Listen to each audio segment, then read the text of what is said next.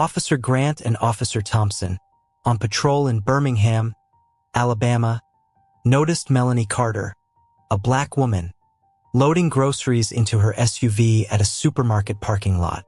The two exchanged a glance, their intentions becoming evident as they approached her vehicle. "Ma'am," Officer Grant began, his voice carrying a tone of authority. "We've had reports of suspicious activity in the area. We need to ask you a few questions." Melanie paused, placing her last grocery bag in the trunk. She turned, composed and unshaken. "Suspicious activity? I've been shopping. What's the issue here?" Grant stepped closer. "We'll need to see some identification. Also, open the trunk for inspection." When Grant put the gun to Thompson's head, all three revolvers popped, and Grant yelped in astonishment. Before we continue, don't forget to subscribe to our channel for more gripping stories and share your thoughts in the comments below. Let us know where you're watching from. Melanie's demeanor remained steady. "I know my rights. Unless you have probable cause, I'm not required to let you search my car." "What exactly are you accusing me of?" Officer Thompson folded his arms, his smirk betraying his intentions. "If you've got nothing to hide, why not cooperate?" By now, a few onlookers had noticed the interaction, their faces reflecting curiosity and concern. Unbothered by the growing attention, Melanie reached for her phone and made a call. "Hello, James," she said with a calm but firm tone. "Two officers are harassing me in the parking lot on Jefferson Avenue. Can you come down here immediately?" The officers exchanged smug looks, still unaware of who she was speaking to. "Call whoever you want," Grant muttered. "It won't change a thing. We're just doing our job." Minutes later, the sound of screeching tires broke the uneasy silence. An unmarked black sedan pulled up, and out stepped Commissioner James Carter himself, his expression unreadable, his presence commanding.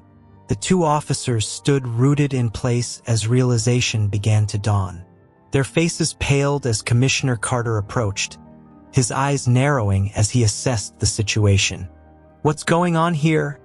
he asked, his voice cutting through the tension like a blade. Officer Grant cleared his throat, scrambling for words. "Sir, we were conducting a routine check," Commissioner Carter interrupted, his voice rising slightly. "On my wife without probable cause? Harassing a citizen for no reason other than your assumptions." The parking lot fell silent as onlookers watched the confrontation unfold. Grant and Thompson shifted uncomfortably under the weight of Carter's glare. Melanie stepped forward, recounting the officers' actions. "They demanded to search my car without cause and refused to explain why they targeted me in the first place." Commissioner Carter turned back to the officers, his tone ice cold. "You've made a grave mistake. Both of you will be held accountable for this. Hand over your badges and report to the station immediately." Grant's face reddened.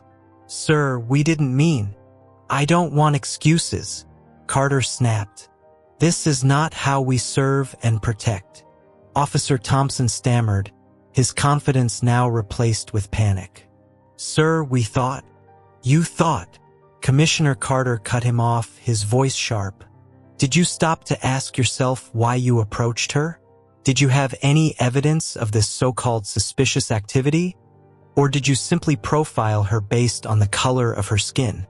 The parking lot, which had grown silent during the escalating confrontation, now had a small group of bystanders watching closely. A few had their phones out, recording every word and every reaction. Grant, clearly rattled, tried to speak. "It wasn't like that, sir. We were just trying to do our job." "Your job?" Carter repeated mockingly. "Is your job to humiliate innocent people? Is it to harass them in public places without a shred of evidence? Because if that's the case, you're in the wrong profession." Thompson stepped forward, attempting to salvage the situation. Sir, it's a misunderstanding. We didn't know who she was. Commissioner Carter's eyes narrowed. Who she was? That's your justification? Let me make this very clear. Whether she's my wife or a stranger, your actions were out of line.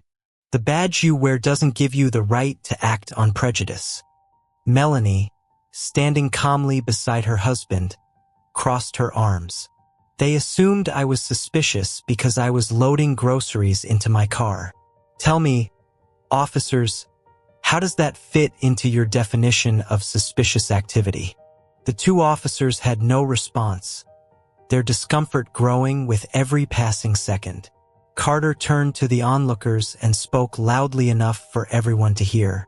This is why people lose faith in law enforcement. Officers like these two make the rest of us look bad. They act without integrity, without thought, and without respect for the people they're sworn to protect.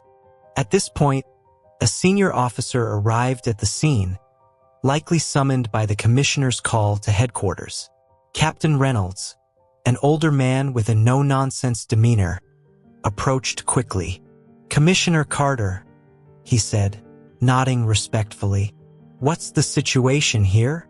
Carter didn't hesitate. "Captain, these two officers violated department policy and harassed my wife without cause. They are relieved of duty effective immediately. Escort them back to the precinct for an internal investigation." Grant opened his mouth to protest, but one look from Carter silenced him. Reynolds nodded. "Understood, sir." He turned to the officers. "Hand over your badges and weapons now." The crowd murmured as Grant and Thompson, visibly shaken, complied. Their badges and service weapons were collected as the reality of their situation set in. Carter addressed the crowd one last time. "Let this serve as a reminder. Nobody is above the law, not even those who enforce it. If you see something like this happening, speak up, record it, hold us accountable." As the two disgraced officers were led away, Carter turned back to Melanie. His expression softened as he placed a protective hand on her shoulder. "Are you okay?" he asked quietly. She nodded. "I'm fine, but this isn't over. What they did today happens to people every day who don't have a commissioner to call." Carter sighed, his face grim. "You're right. It's time we address the root of the problem, not just the symptoms." Commissioner Carter's words hung in the air as Captain Reynolds led the disgraced officers toward their patrol car. The gathered crowd murmured in agreement, some shaking their heads, others nodding approvingly at Carter's actions. Melanie watched them leave, her expression a mixture of anger and resolve. "James, this isn't just about me. What about the people who face this kind of treatment every day? What happens to them when no one shows up to help?" Carter looked around the parking lot, taking in the faces of the onlookers. Many of them were still recording, their cameras capturing every word. He turned back to Melanie, his voice steady but resolute. "This is bigger than today, Melanie. It's systemic. We need more than accountability for two officers. We need change in how policing is done in this city." A young man in the crowd, holding his phone high, called out, "Commissioner, what are you going to do about it? People get harassed like this all the time, and most of us don't have someone to call." Carter turned toward him, his voice carrying a tone of authority mixed with genuine concern. "What I'm going to do is ensure transparency and action. This incident will be thoroughly investigated, and the department will undergo mandatory bias training starting immediately. But I need the public's help. Keep reporting these incidents, hold us accountable. Change starts with all of us."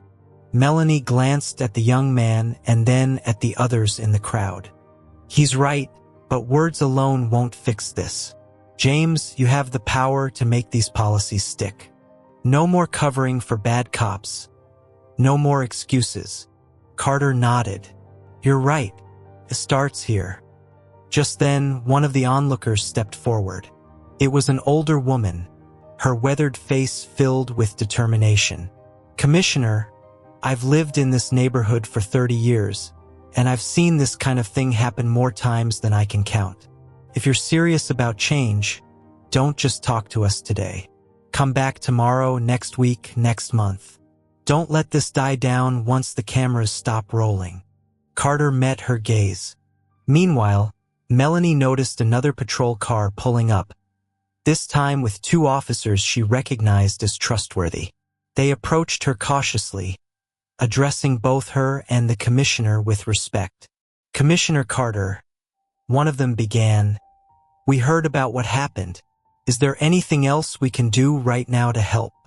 Carter gestured toward the crowd. "Yes, start by engaging with these citizens. Listen to their concerns.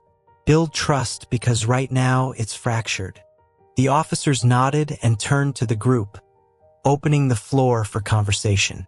Slowly, people began voicing their frustrations, their stories of similar encounters, and their hopes for a safer, fairer community. As the discussions grew, Melanie turned back to her husband. "This is a start, James, but we both know it won't be easy. Some people will resist the changes, even within your own department." Carter sighed, his jaw tightening. "Let them resist. If they can't serve this community with integrity, they don't belong here." The couple stood together, watching as the scene in the parking lot transformed from a moment of outrage into an opportunity for dialogue. But deep down, both knew the battle was far from over. The parking lot, once filled with tension, began to calm as Commissioner Carter's presence and actions sent a clear message. The 2 officers who had profiled Melanie were now headed back to the precinct to face an internal investigation, their careers hanging by a thread. As Melanie and James Carter stood together, the murmurs from the crowd slowly turned into words of encouragement and applause. People were talking not just about what had happened, but about the possibility of real change. The older woman who had spoken earlier approached Melanie and said, "You've got a strong voice, and it looks like your husband is finally listening. Don't let this stop here." Melanie nodded, a small smile forming. "I won't. It's time we all stand together and make sure this doesn't happen again to anyone." Commissioner Carter, now addressing the crowd for the final time, said, "Let this incident serve as a reminder that no one is above the law, not even the officers sworn to uphold it. Change is coming to Birmingham's police department, and it starts now." As the crowd slowly dispersed, Melanie turned to James. "You have a lot of work ahead of you," she said softly. He nodded. "We both do." The couple got into their car, driving away from the parking lot that had become the start of a movement. But the echoes of the day's events lingered, a reminder that accountability, justice, and fairness must always be fought for.